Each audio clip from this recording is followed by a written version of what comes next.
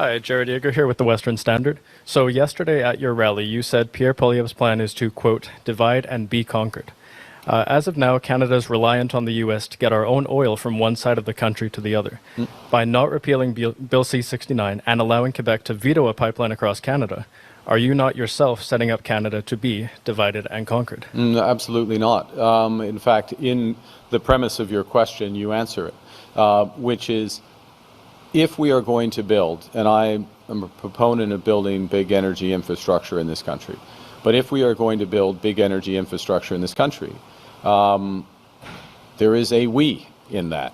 It is not imposed. It is not imposed by the federal government. It's not imposed by an opposition politician. It's not imposed by a company. It requires the support of, in the example you gave, in Energy East of Quebec, the other provinces that are affected. It requires the support, the free, prior, and informed consent of First Nations.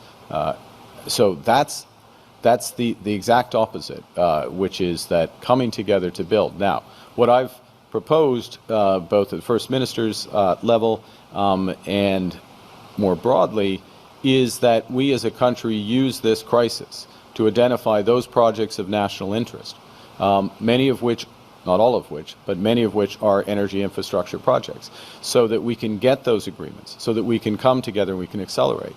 And last point, with respect to C-69, what I've also been clear about is the ability under C-69, not as it was, but as it is, and the Minister of Natural Resources, Mr. Wilkinson, is here, as it is under his leadership, we have an ability to rely on, as appropriate, impact assessments that are performed at different levels of government.